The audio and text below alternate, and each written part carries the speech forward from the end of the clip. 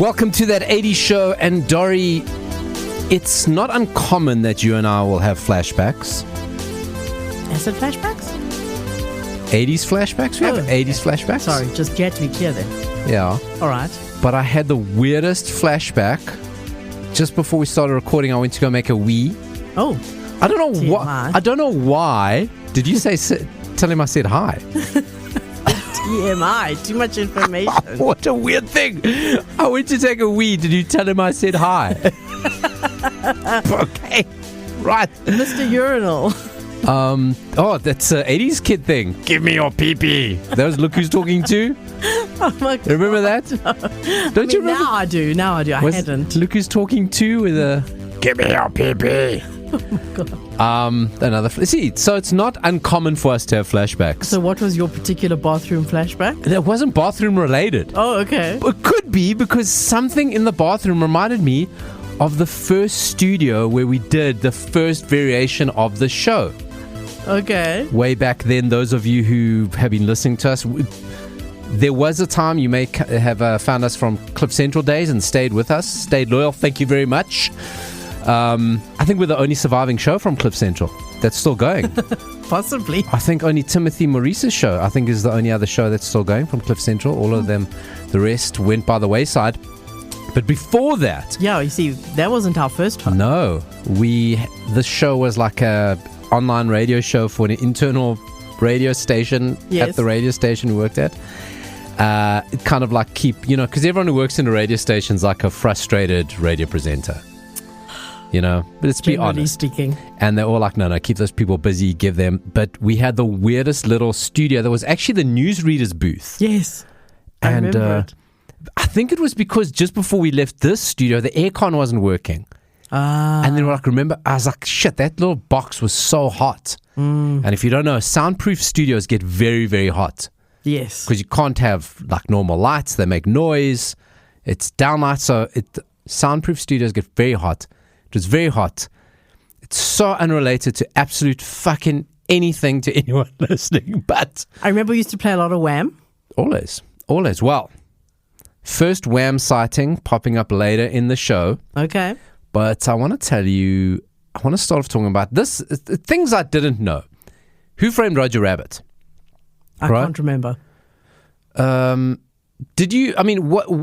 created it? Who do you think created it? Roger Rabbit. Who created Roger Rabbit?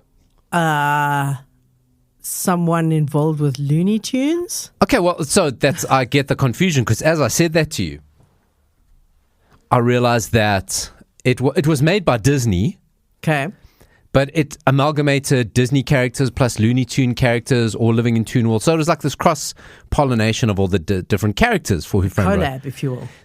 But you know that because I just assumed, Disney must have No. Who Framed Roger Rabbit was actually created by Gary K. Wolfe. He was the author of Roger Rabbit. He owned the IP and he sold it to Disney, right? Did he write a book or a screenplay? He wrote a series of books. Oh. Right? Of Roger Rabbit. Huh. And he sold it to Disney. Now, after 35 years, the copyright has come back to him. Okay, hang on. Were these were not children's books? They weren't. I can't find much detail about the actual books. He had this character, Roger Rabbit, in the story. Roger Rabbit sounds like a children's book, but if the movie is in any way accurate to the books, definitely not a children's book. Right. So that leads into what I'm about to tell you. So now it's come back under him. He can now do with Roger what he wants with Roger Rabbit. Disney never did much with Roger Rabbit. No. They made the movie. I never understood that. The amount of shit that they brought back over the years, and they never did anything with Roger Rabbit. They could have done so much more. I can't remember how the movie ended. Did it leave room for a sequel? Oh, they always leave room for a sequel. Dori, who audited Roger Rabbit? Who impregnated Roger Rabbit? I mean, there's so much you could. I mean, have you ever taken a trial on Disney Plus? I haven't. Dori, so much fucking shit in there. So much. And not even a spin-off Who Framed Roger Rabbit series. There were a couple of toys. There was a video game, but they kind of like never did anything with him, which I felt was like a bit of a, like, why? Okay. Anyway. Was it too controversial, a human and a rabbit being married? Maybe they were like, you know what? It's let's almost just leave as if you know the story. behind. So Gary K. Wolf, he's back in it. He's now saying, okay, listen, I got Roger Rabbit back, and I'm going to explore new Roger Rabbit projects. However, I need the right partners because, like, Disney did really great things with my idea, you know? True. So anything I do has to have the same production value, tone, script, empathy, and character development.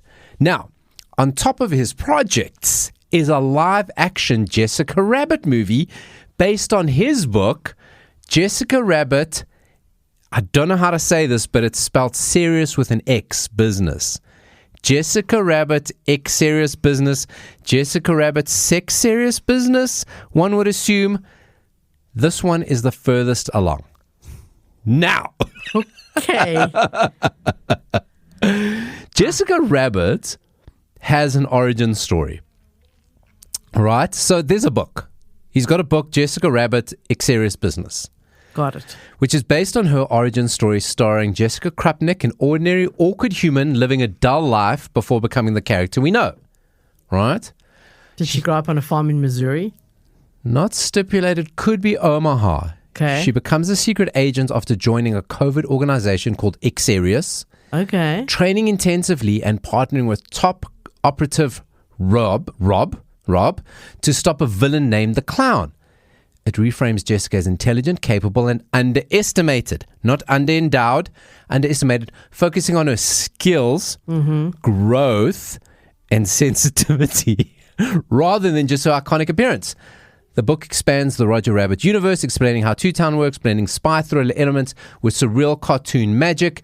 It was published in 2022, and now he wants to bring it to life. Oh, so this is a new book. Yes.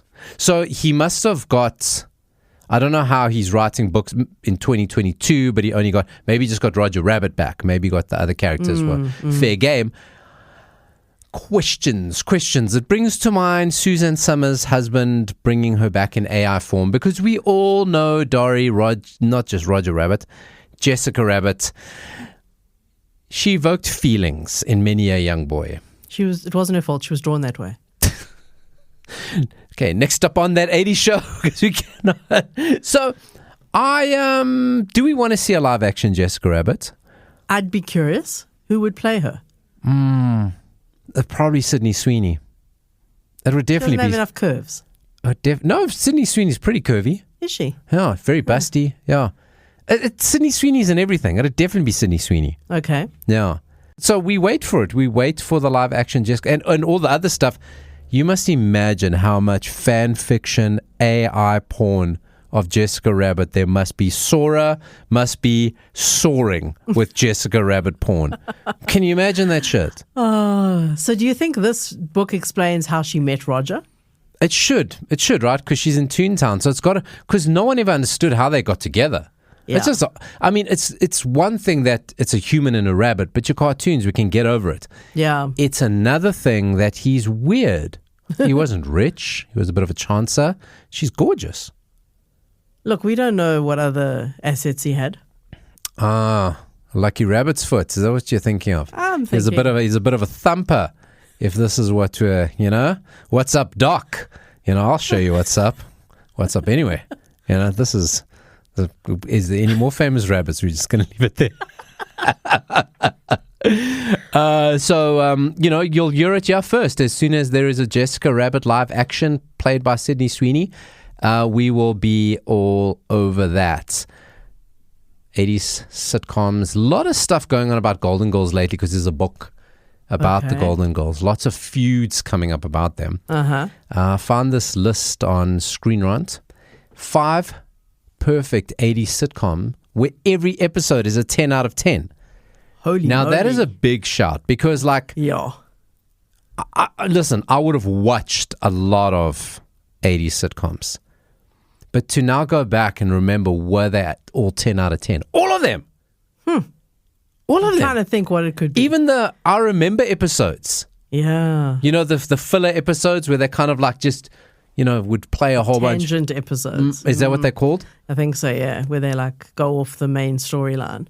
Oh, not even those. Oh, you mean like the flashback? The flashback ones, the lazy ones, where like they're somehow like maybe stuck in a snowstorm, and then they start remembering back and they play clips from all other episodes. Okay. No, that's. I hate those. It always like comes in at about like the 3/4 way point, right, just before the denouement. I mean, 10 out of 10, even over the Christmas episodes. Like, let's be honest.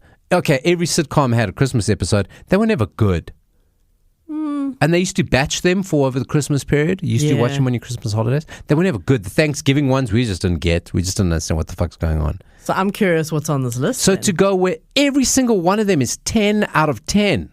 They're saying every episode from the whole show. The whole series. From the whole series. I don't believe it. The writer of this article, a very young-looking lady. So I'm kind of going, she's making spurious claims. Yes. She's not watched every single episode. Maybe she spoke to her grandparents. Who won't remember every single episode. No, I mean, I don't. And then goes, who's ever going to fact check this? Well, this little podcast from South Africa about the 80s, we'll talk about it because they won't fact check it. They're not going to go fucking watch every episode again. They won't remember shit. We will give our opinion. But we will give this article screen runs. I'll post the list up on that 80 Show SA Facebook page, and we're going to discuss it where every single episode is 10 out of 10, starting with 166 episodes of Growing Pains. Not a chance. Fucking no ways. Not a chance. No. I mean, in the hierarchy of Growing Pains, family, you're not doing 10 out of 10 on Growing Pains. No. Even if, like me, you had a huge crush on Kirk Cameron in your youth, still no. So let's find out what they say about it.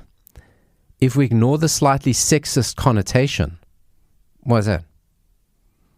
I don't get it. What sexist connotation? I suppose because many people were surprised by the idea of a husband and father staying home to look after the kids while the wife works. But he didn't. He was a psychologist. He worked from, I'm thinking of Family Ties. I don't even remember. No, Alan Thicke's character was a doctor. Yeah, Dr. Jason Seaver. Yeah, I think he did have a job. He did have a job, but he just worked for, it was just his office was at home. It was good enough for the Huxtables.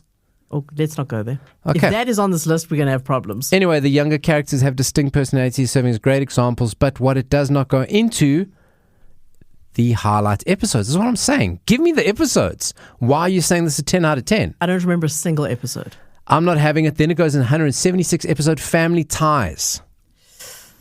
I mean, it's possible. This one I'd give some possibility to. That every single one could be because 10 out of Michael 10. J. Fox was always brilliant. He was. But was he in every episode? So maybe every episode... surely there were some times where he was on Back to the Future. Yeah, I don't know. And he couldn't have. There was scheduling content. There's no way he was on every episode. I mean, we could fact check it, but Dori, why? this is the flaw of this whole segment. We could fact check it, but we won't. We'll rather take someone. We have the information at our fingertips, and we don't care. We'll just put it in ChatGPT. All it's going to do is reference this article again. It's going to be a whole fucking doom loop. Yeah. Right? I just got a pad for the next 5 minutes, so just go with me. The next one, I'm definitely calling bullshit on this one. 260 episodes. Surprisingly, never in a fucking million years is 10 out of 10 Murphy Brown. Oh my God. No. Not a chance. No. It wasn't that great. I don't think I got it because, so you can't relate because it ran from 88 to 98. I wasn't working. Yeah. You know? And Murphy Brown is very much a workplace comedy. I mean, I used to watch it because there wasn't much else to do, but it's the first time I've thought of it, probably since then. Wasn't a highlight. I'll tell you when often I think of Murphy Brown. When? You know her painter? No. You don't remember she had a painter? No. Dori, come on. She had a painter who was painting her apartment. I think they eventually had a relationship and have a kid together. I stand corrected. Okay. But the painter was always there. He just came in and he painted for the entire 260 episodes. Never finished painting. And I remember as a kid going, that is ridiculous. How can a man working in your house take so long to finish the job until I became an adult and started working with contractors? Oh, yes. I said, actually totally fucking plausible. Yes. In fact, I wish my contractors had such a luxurious hair. I wouldn't mind having them around. But that's something you can only get in Who played later the painter? So it was played by, just quick Google here, Robert Pastorelli. He played Alden Bernecki. He was a laid-back New Age house painter hired by Murphy, who became a longtime friend and beloved character on the show. He stayed for 6 seasons, becoming a friend and occasional conscience to Murphy. Okay, it doesn't say that they had kids together. So, okay. Yeah. Robert Pastorelli. Fun name. Fun to say. Can't think who he is. Fun to say. Not 10 out of 10. This next one even worse. We both like this show. Night Court. 193 episodes, 10 out of 10. Again, Could be. You think it could be? I do think it could be because of the characters. Yeah. If Bull's in every episode, and you would likely be, still make it 10 out of 10. Having a character in every episode does not make it 10 out of 10. Not necessarily. What would make it 10 out of 10? I'm trying to think what would make anything 10 out of 10. I think you got to have a pretty good laugh. For sitcoms, got to be a pretty good laugh per minute ratio. Yeah. I think you need at least 2 laughs for every on-screen minute. If I go back into my 80s child brain, the thing that would make me say, 10 out of 10, Miami Vice. Sitcoms, though. I know, that's what I'm saying. Okay. Miami Vice. Why Miami Vice? Knight Rider. Why? MacGyver. Because those were unmissable. I did not miss those shows. And Miami Vice was hard because of the simulcast. It was hard work. Sitcoms. So I'm trying to think what my favorite sitcom even was. Who's the Boss? I mean, Who's the Boss was great. Was it 10 out of 10? I don't know. There were some flat spots. Again, every episode with Alyssa Milano, remember, same age as her, not creepy, 10 out of 10. Tony Danza going, hey, hey. There's only 2 things I remember from Who's the Boss, and that was the naughty things. As in when Tony walked in on Angela in the bathroom, and there was that episode of Mona where she put her shirt back on the wrong way. Okay. Because the pin was on the back. That's pretty much what I remember of the show. Okay, so you're not giving 10 out of 10 for Who's the Boss. And when Alyssa Milano grew up and suddenly became this like gorgeous teenager as opposed to a child. 3, 4.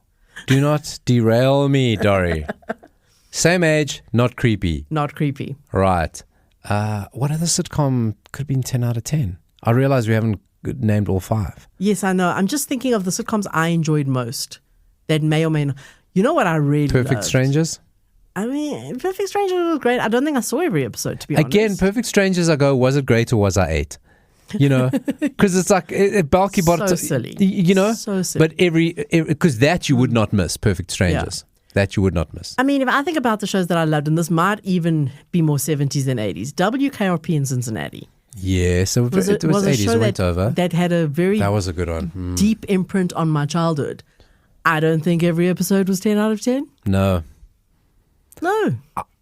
Again, at 89, was it great or was I 9? Was it fine or was I 9? A Fresh Prince. But again, I was very much in that moment. Yeah. The ones where they throw DJ Jazzy, Jeff. Those are my favorites. Those are 300 out of 10. So was it again? Okay, so you want to know what they say? This is the only one that I can go, okay, potentially every episode could be 10 out of 10 from what I remember, because it was unmissable. Golden Girls. Okay. Very funny show. Could be 10 out of 10. Could be. The writing was particularly good. Everything, it was pretty good. The characters were good. So that is the only one that on this list I go, yeah, could be. It's possibly we're not going to watch all 180 episodes. No. But it's definitely in the potential part. For me, that and Family Ties are of big potentials. Right. Big potentials. Married with Children? No. For me, fucking great. Fantastic. Yeah. You were a child. This writer would still find it funny. Listen, if this writer found all the Growing Pains sexist, let me wheel out my Married with Children VHS. Gen Z, have a gander. You're having a Crocodile Dundee moment. That's not sexist. Yes, This. Let me show you this. Actually, Al Bundy was equal opportunity. He hated everybody. I didn't find Married with Children as funny as you did, clearly. I mean, in retrospect, probably more so. It was so cringe. It made me so uncomfortable most of the time. But didn't we just all grow up to be Al Bundy, no matter what? You grow up wanting to be Alex Keating, you end up being Al Bundy. And you know what? Who's happier? Who's happy? Spin City? We're going 90s? No. Friends?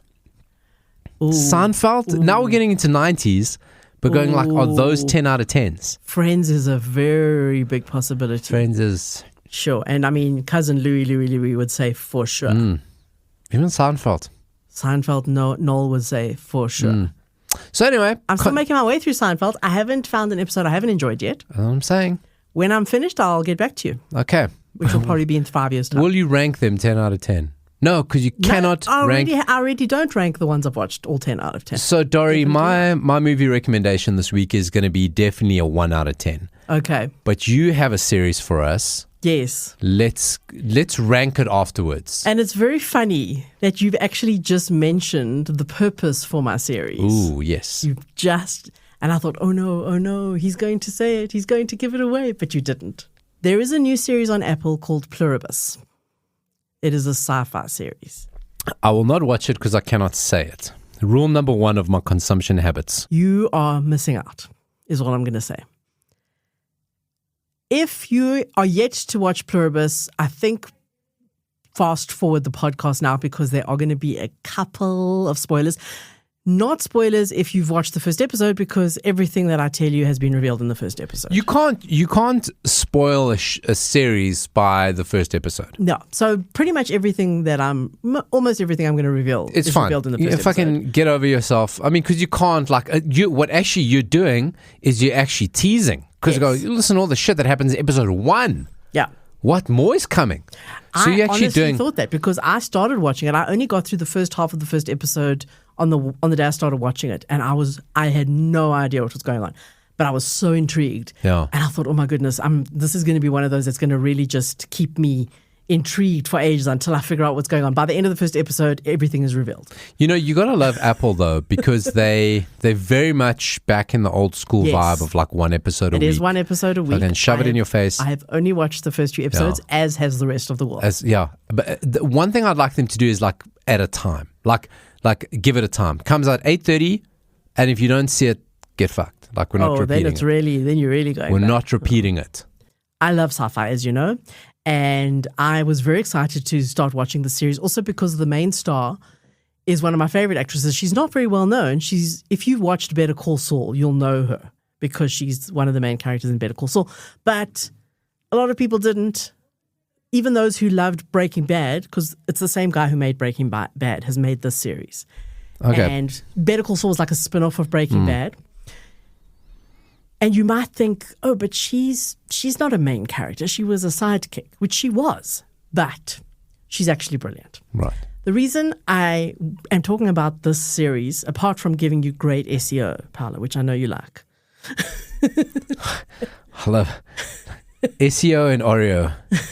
If only had SEO Speedwagon, then I'm on board. I'm just saying, everyone's talking about this series, and here we are. There we go. In a nutshell, it's an alien invasion that makes almost everyone in the whole human race on planet Earth have one hive mind. It takes over everyone. But there are a few people who are immune. The main one being our star, played by Seaborn. Carol is a character name. And she does not get taken over by this. And this hive mind is just happy, helpful, good, basically wants to save humanity. It's not like an evil alien invasion. It is a positive thing, unless, of course, you want to keep your brain for yourself. Yeah, I know. I know. Stuff has been a lot of work. So you know what I mean? So she's one of the few people who has not been joined to the hive mind. And she is a very angry, cynical person. And the whole world completely changes overnight because of this. I won't give the one spoiler.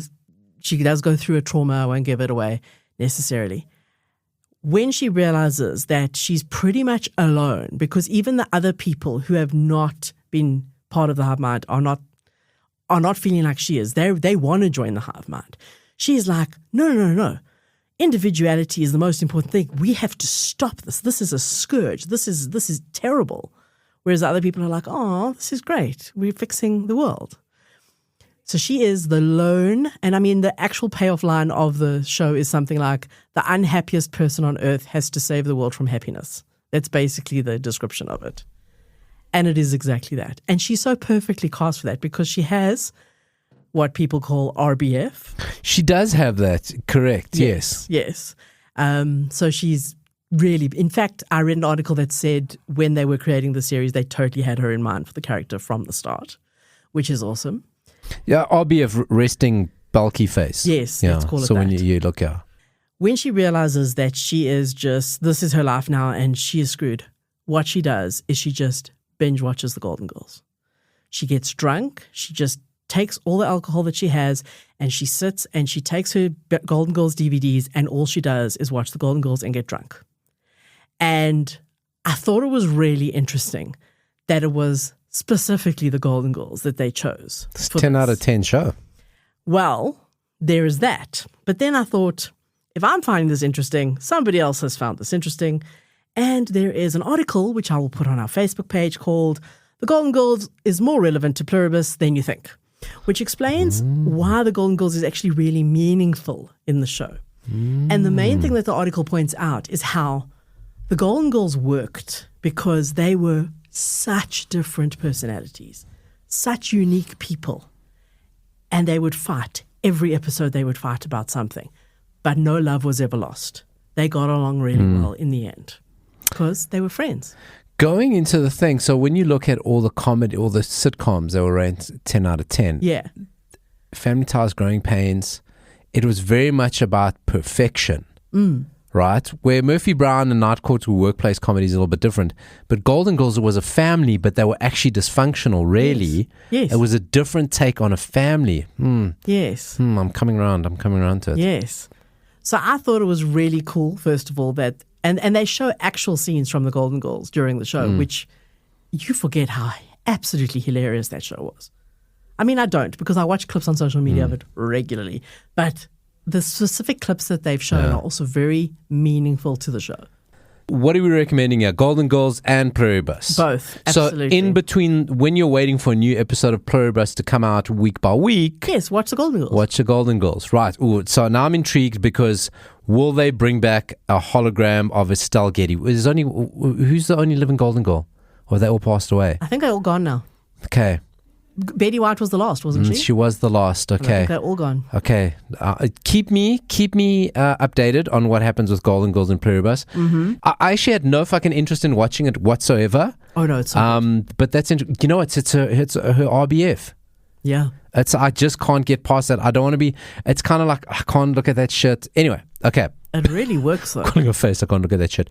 Dori, this week I bring you a movie that has been labeled the most dangerous movie ever made. Dangerous to watch or dangerous while it was being made?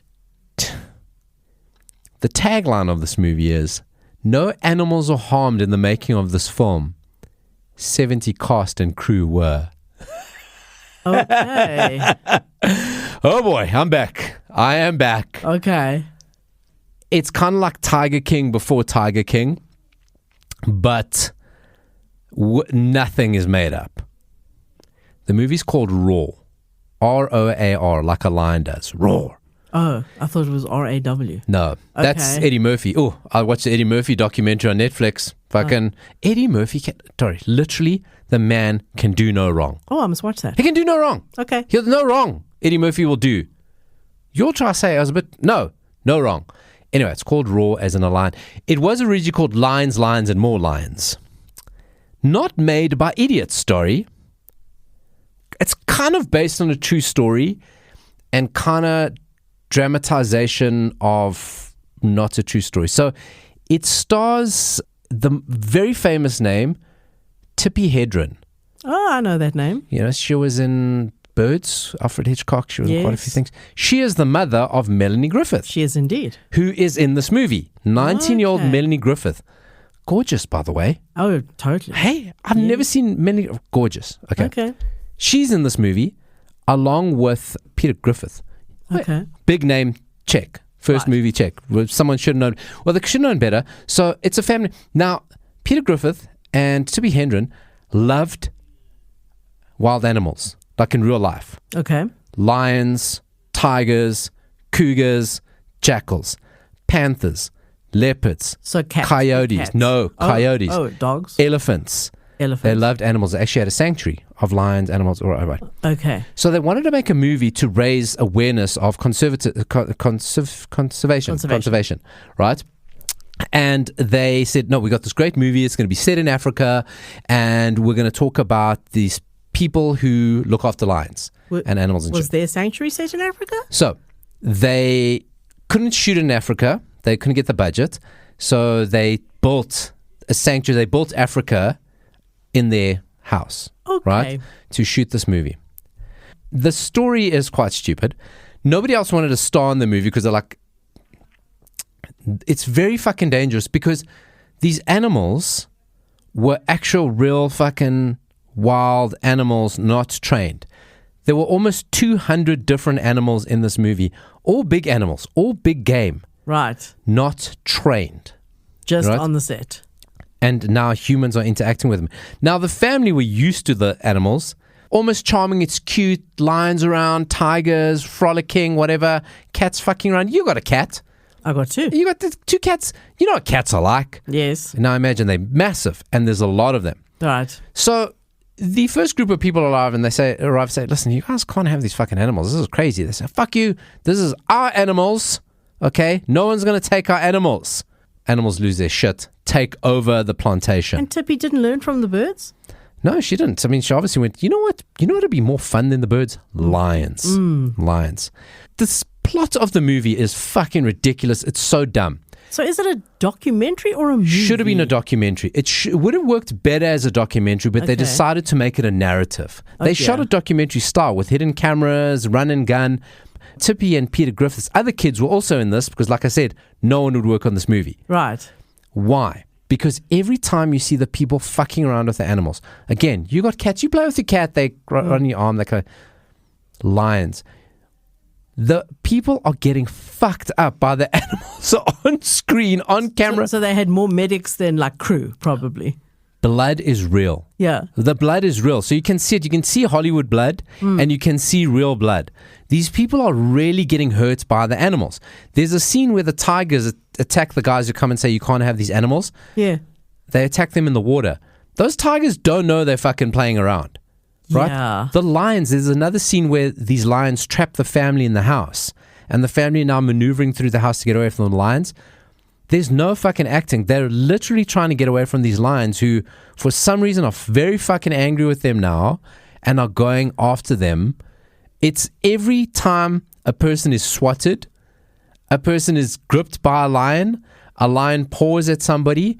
It's not CGI. No. The violence is so fucking real. Production of this movie lasted for 11 years. 11 years? Because it just kept getting paused and delayed. Now we're going from the first time it was greenlit to building to shooting to on and off. The final shoot was 5 years long. What year did this movie come out? So it came out early 80s. But it started in the 70s. Started in the 70s. Was that pre-animal monitoring humane society era? Fucking definitely not, Dori. Because I'm thinking that if the humane society was on set, they would have shut it down. That's what it. So there was definitely not that. Yeah. Even Human Society was not on set. So like, why it got delayed? They ran out of money. The fake Africa they made got flooded. They had to rebuild. They sold 4 of their houses.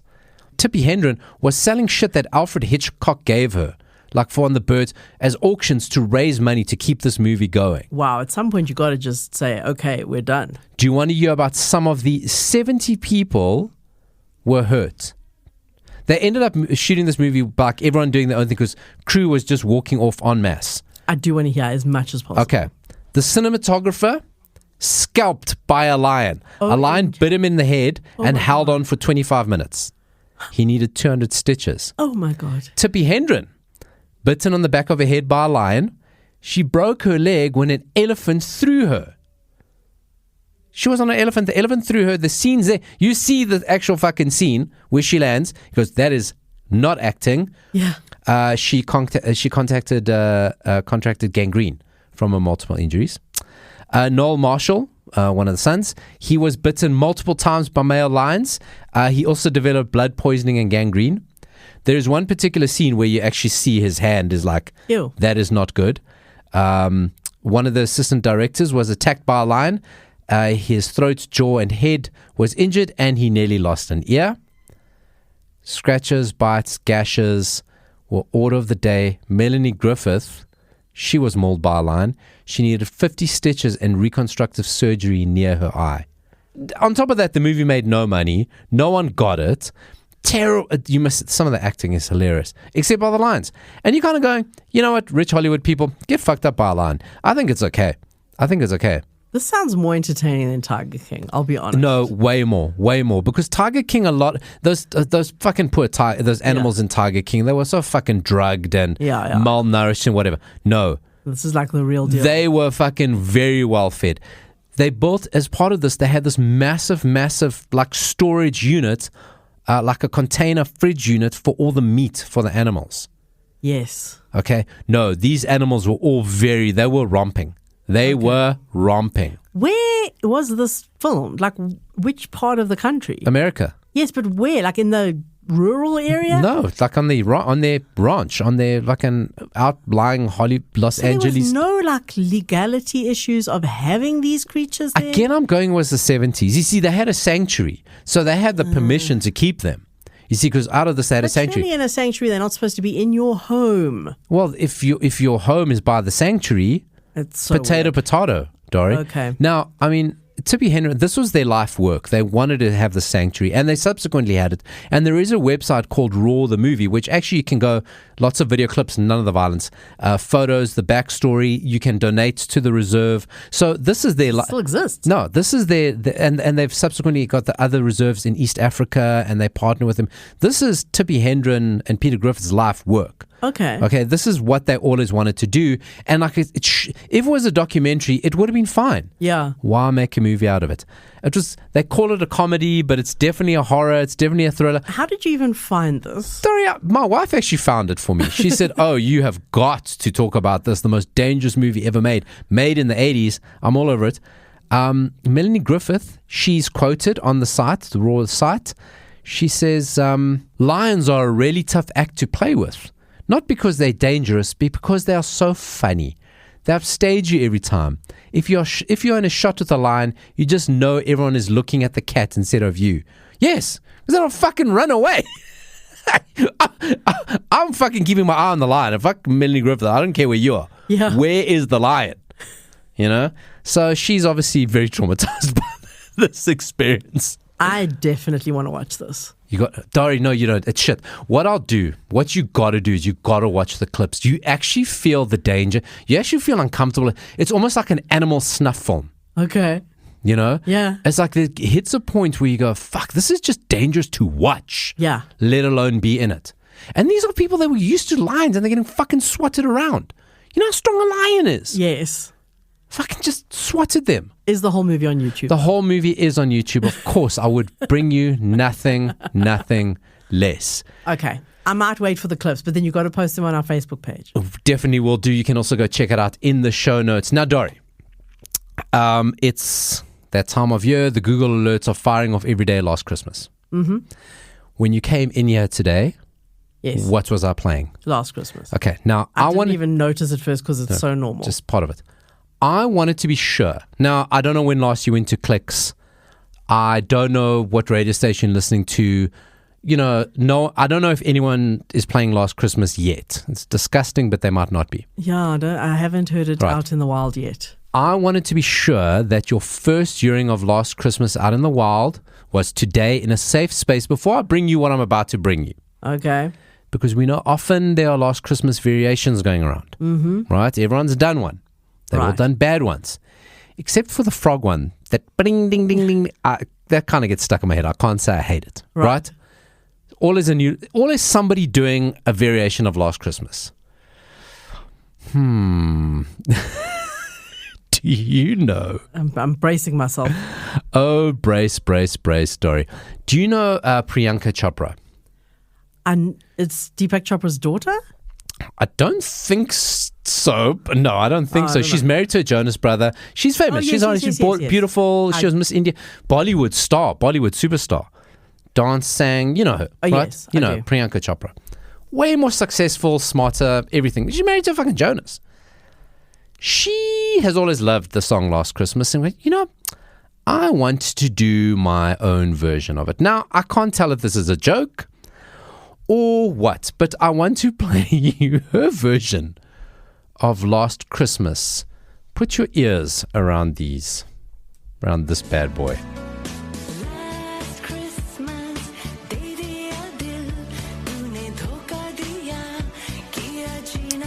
Now, I mean, there's no ownership. Okay, there is. Anyway, people are going to shoot their shots. And I'm sure culturally you must go, hey, fuck, yes, I definitely want to hear Last Christmas that in my language, Mostly. But look, these things happen and it's my duty to bring it to you. All right? It's just my duty to bring it to you. But like I say, the palate cleanser will play Last Christmas Pudding Mix. I sounded so drunk there. Last Christmas Pudding Mix on the way out. Do you want to hear about what's happening in the charts? The charts with Christmas songs? Yes, because I know that there's lots of contenders this year. Lots of contenders. Wham have been 2 years. Last Christmas been 2 years in a row. They're back in the charts at number 21 already. Right?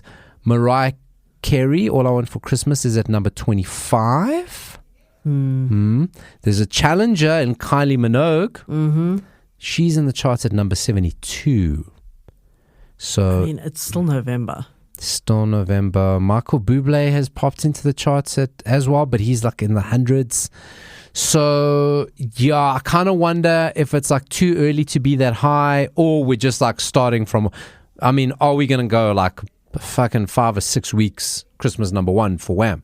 It has to be. That's the only conclusion we're going with here. Yes, let's hope. So this Priyanka version is not in the charts.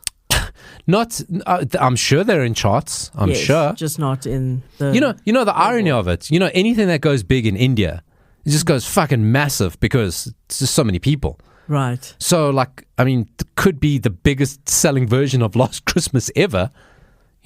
She's married to a Jonas. And that's not all her life is about, marrying a Jonas. I understand. Very well decorated. It's just not a great version. Let's be honest here.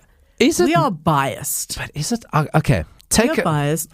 Yes. If I had never heard the original of Last Christmas, would I have gone, oh, this is nice? The music's nice. It makes you feel good because it's Last Christmas. Always makes you feel good. Also, we don't understand what she's saying for most of the song, but then she bursts into English. Oh, but we can assume the words are the same. She's not going to Yes, I know. I'm saying, like, if we had never heard Last Christmas. She's got a nice voice. Pleasant. She's got that thing that so many of the new singers have where they can't really sing, so they get all breathy. Oh, auto-tune. Well, no, they just get breathy because they can't actually auto-tune. Yeah, no, okay. But she can sing, though. I mean, she's Bollywood. She's a star. Yes. Listen, I am going to be very hard to please on this front. I even shat on Thomas Anders' version of Last Christmas. Exactly. I mean, so you are shit out of luck on that one. Shit out of luck. Do you want to play 280's Truths and a Lie, Dori? Always. I got 280's Truths and a Lie Cheers edition. Okay. For no reason. Nothing to do. reason whatsoever. Nothing to do. Okay, Dori. The bar is actually never called Cheers in dialogues. It's Cheers in the show's branding credits and on the exterior sign, but they never say they never call it Cheers. Number one. Wait. When the phone rings, do they not answer it and say Cheers? Never say Cheers. They never call the bar Cheers. Number two, Norm's beer count. Calculated, Norm's bar tally at the end is $125,000. Okay. And factoid number three, every single scene of the show is set in the bar. They never leave the bar. 2 or 2, 1 is a lie. Okay. Never call Cheers. $125,000 bar tab. They never leave the bar.